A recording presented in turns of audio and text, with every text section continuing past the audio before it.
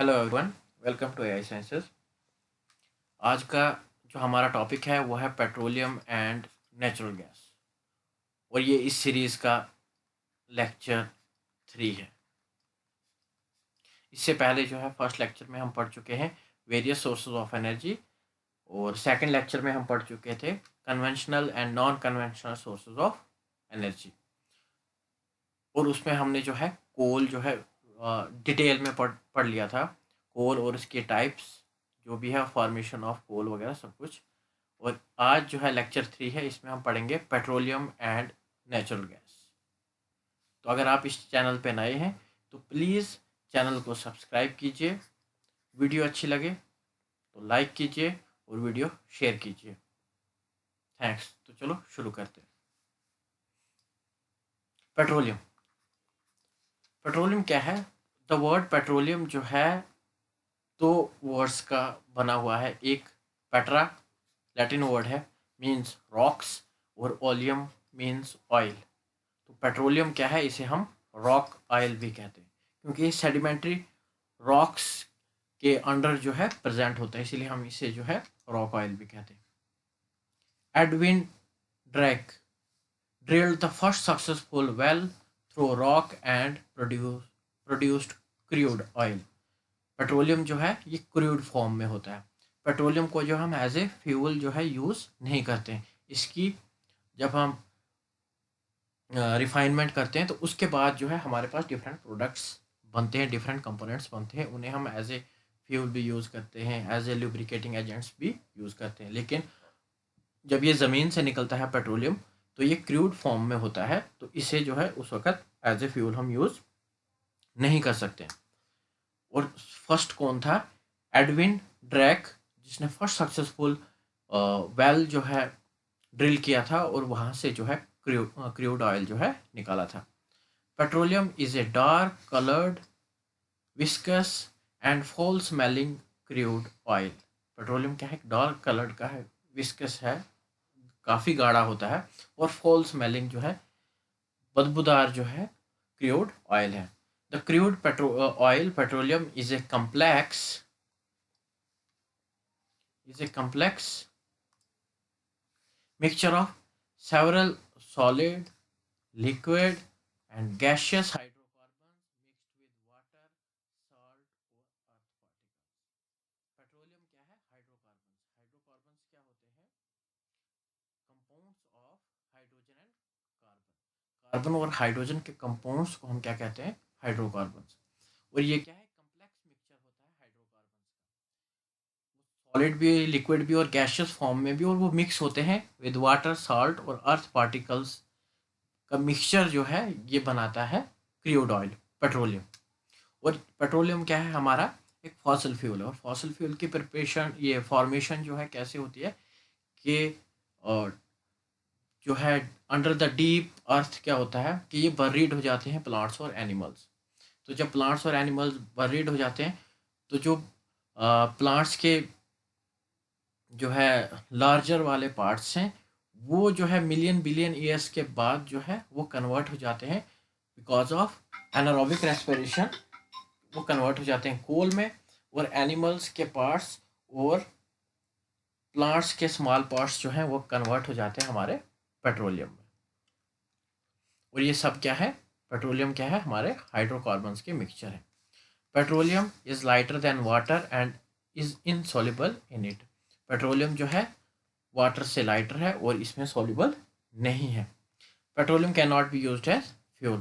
Petroleum deposits generally occur deep under the earth under sedimentary rocks and have formed during the past 100 million years। Petroleum कहाँ पे मिलता है हमें? Sedimentary, deep under the earth, sedimentary rocks के under जो है petroleum. ये अगर अर्थ क्रस्ट है हमारा तो यहाँ से ये सेडिमेंट्री रॉक्स हैं, ये जो है सेडिमेंट्री रॉक्स हैं। तो यहाँ पे हमारा पेट्रोलियम मिलेगा, और पेट्रोलियम के ऊपर हमें मिलता है नेचुरल गैस। नेचुरल गैस और यहाँ पेट्रोलियम। ये है हमारे सेडिमेंट्री रॉक्स, सेडिमेंट्री रॉक्स। तो यहां से ड्रिल करके जो है पेट्रोलियम को बाहर निकाला जाता है, यहाँ से ड्रिल करके जो है पेट्रोलियम को बाहर निकाला जाता है। तो पेट्रोलियम कहाँ होता है? Under the sedimentary rocks. और इसके ऊपर जो है पेट्रोलियम के ऊपर जो है कौन सा प्रोडक्ट होता है? नेचुरल गैस के भंडार जो है पेट्रोलियम से ऊपर लाई करते हैं।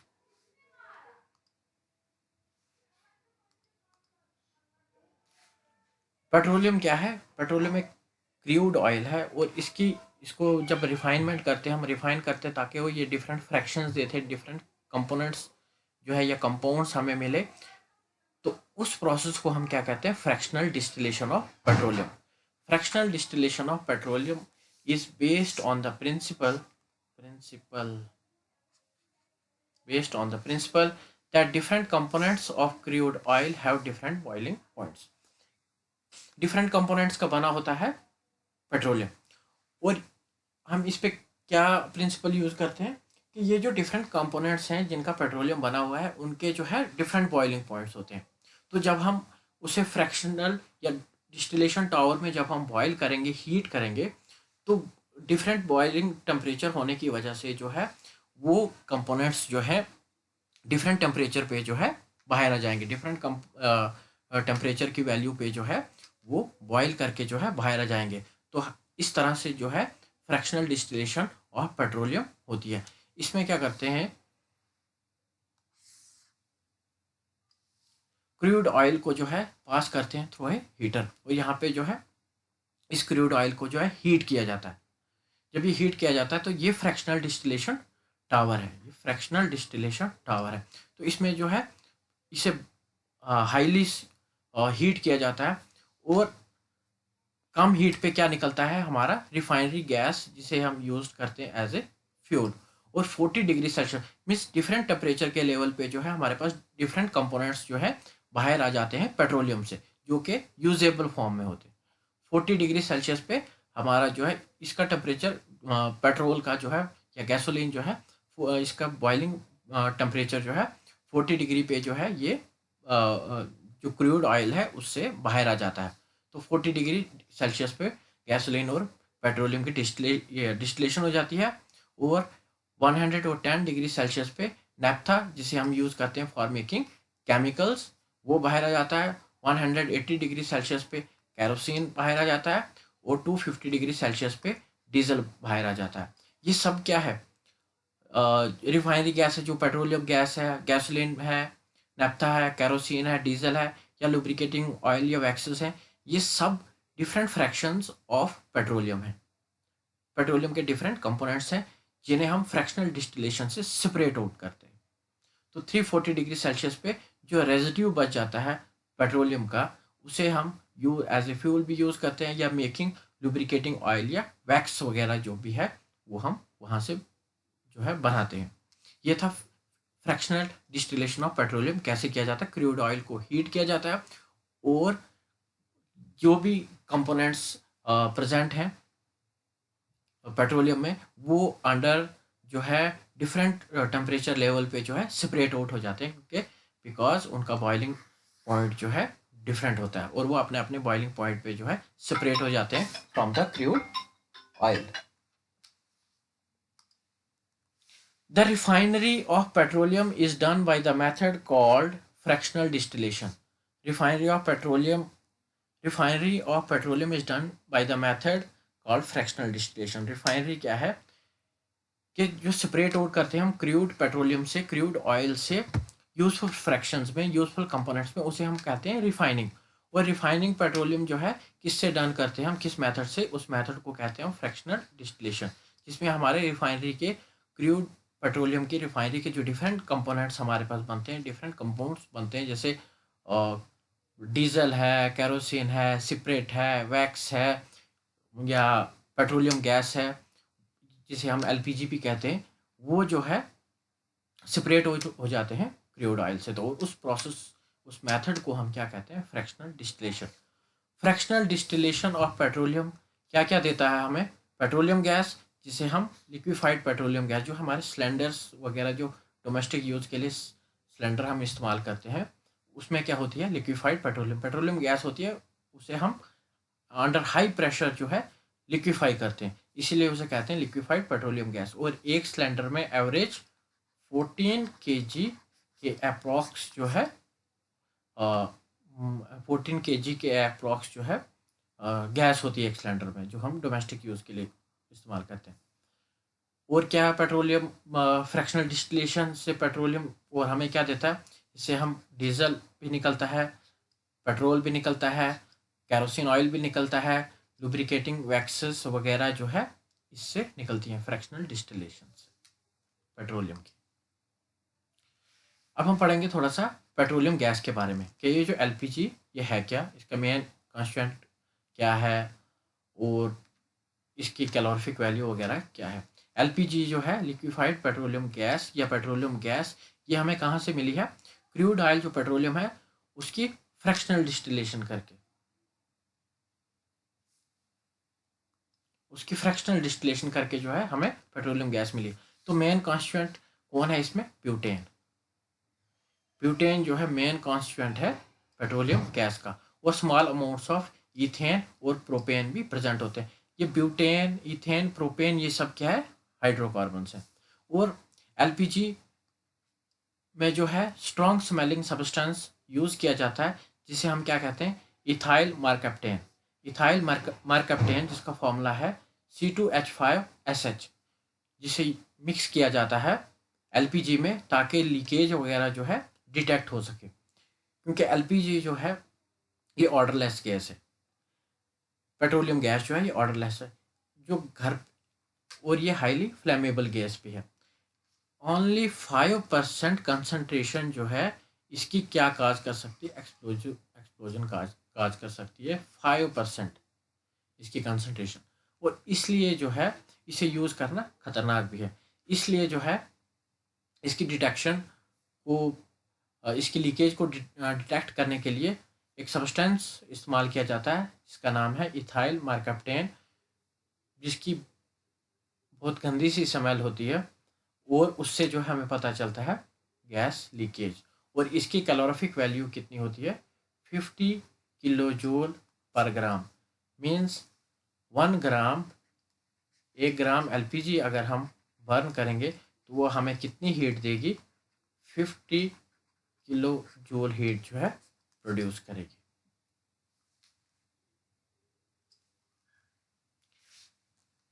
In India, oil and natural gas exploration, processing, and distribution have been established through Oil and Natural Gas Commission, जिसे हम ONGC भी बोलते हैं, Oil and Natural Gas Commission, Gas Authority of India, और थर्ड वन क्या है? Oil India limited. India में natural gas की एक्सप्लोरेशन, प्रोसेसिंग और डिस्ट्रीब्यूशन जो है किसके थ्रू होती है? ओएनजीसी के through, oil and natural gas commission, gas authority of India और ऑयल इंडिया लिमिटेड। ओएनजीसी कब एस्टेब्लिश हुई? 1956। और ये वर्क कहाँ पे करती है? मुंबई या बम्बे हाई सीज पे। और ऑयल इंडिया लिमिटेड की एस्टेब्लिशमेंट कब हुई? 1981। और ये वर्किंग एरिया क्या है? ईस्टर्न रीजन, महानदी बेसन और राजस्थान में वर्क करती है ये वाली commission. Petroleum reserves in India. India के पास पेट्रोलियम कितना रिजर्व्स हैं? इंडिया के पास 618 मिलियन टन रिजर्व्स हैं पेट्रोलियम के। और largest reserves are found in the western offshore. Western offshore कहाँ? मुंबई हाई, कृष्णा गोदावरी बेसन 40%, और आसाम 27% जो है लार्जेस्ट रिजर्व्स जो है इंडिया के। India's largest strategic petroleum reserve ये कौन सा हमारा Indian strategic petroleum reserve limited ISPRL is an Indian company responsible for maintaining the country's strategic petroleum reserves.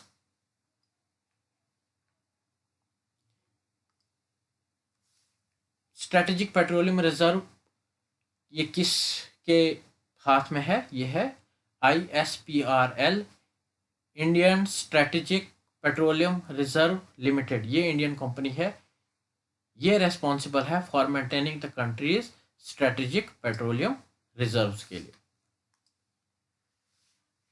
ये कब बनी, एस्टेब्लिश कब हुई? 2005 में। और फाउंडर कौन था इसका? Ministry of petroleum and natural gas. Largest producer of petroleum in India में कौन है? राजस्थान पहले नंबर पे 23.7%, उसके बाद गुजरात 12.5%, उसके बाद Assam 12.1%। Largest producer of petroleum in India कौन है? पहले नंबर पे राजस्थान, दूसरे नंबर पे गुजरात और तीसरे नंबर पे आसाम। और कंट्री रिच इन पेट्रोलियम कौन सी है? वेनेजुला। वेनेजुला जो है country rich in petroleum. Largest oil field in India. Largest oil field, oil field का क्या मतलब है कि petroleum crude oil in India कौन सा है? Bombay high, largest oil field in India. Petroleum पढ़ लिया हमने। पेट्रोलियम भी फॉसिल फ्यूल है।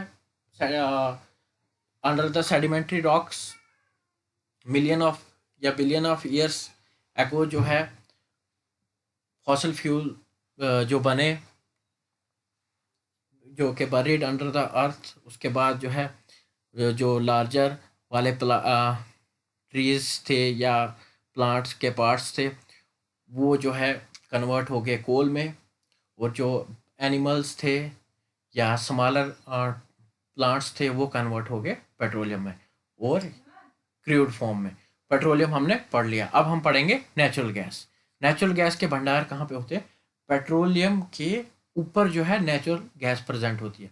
कि जब भी ड्रिलिंग करते हैं तो पहले नेचुरल गैस बाहर आती है, उसके बाद जो है पेट्रोलियम बाहर आता है। तो नेचुरल गैस जो है इसके बारे में पढ़ेंगे। Natural gas consist mainly of methane. Methane जो है मेन कॉन्स्टिट्यूएंट है किसका? नेचुरल गैस का। और मीथेन भी क्या है? हाइड्रोकार्बन है। With small quantity of ethane और प्रोपेन भी प्रेजेंट होता है। और ये सारे के सारे क्या? हाइड्रोकार्बन। और मीथेन कंटेंट कितना है नेचुरल गैस में? 95% जो है नेचुरल गैस में 95% मीथेन कंटेंट है। Natural gas occurs deep under the crust of the earth either alone or along with oil above the petroleum। Natural gas तो है या तो अकेले मिलेगी या along with oil। अगर पेट्रोलियम के साथ मिलेगी तो पेट्रोलियम के ऊपर जो है पहले नेचुरल गैस प्रेजेंट होगी, या जो है ये अकेली ही अंडर द अर्थ क्रस्ट जो है नेचुरल गैस मिलेगी। और कैलोरीफिक वैल्यू जो है नेचुरल गैस की कितनी है? अप्रोक्सीमेटली 50 किलो जूल पर ग्राम। Means 1 gram of natural gas को अगर हम बर्न करेंगे तो हीट कंटेंट कितना मिलेगा हमें? 50 kilo joule. In 1821 William heart dug the first successful natural gas well in US in Fredonia न्यूयॉर्क। विलियम हार्ट जो थे उन्होंने फर्स्ट सक्सेसफुल डग जो है किया वेल को, और वहां से क्या निकाला? Natural gas. और estimated reserves of natural gas in India as on 31 March 2018 की बात है, कितना है? 1339.57 बिलियन क्यूबिक मीटर रिजर्व्स हैं इंडिया के पास नेचुरल गैस के। और largest producer of natural gas क्या है? कौन सी स्टेट है हमारी? Assam. Largest producer of natural gas Assam है। और largest producer of natural gas in world पहले नंबर पे आता है यूनाइटेड स्टेट्स। लार्जेस्ट प्रोड्यूसर है नेचुरल गैस इन वर्ल्ड का यूनाइटेड स्टेट्स, और दूसरे नंबर पे है रशिया।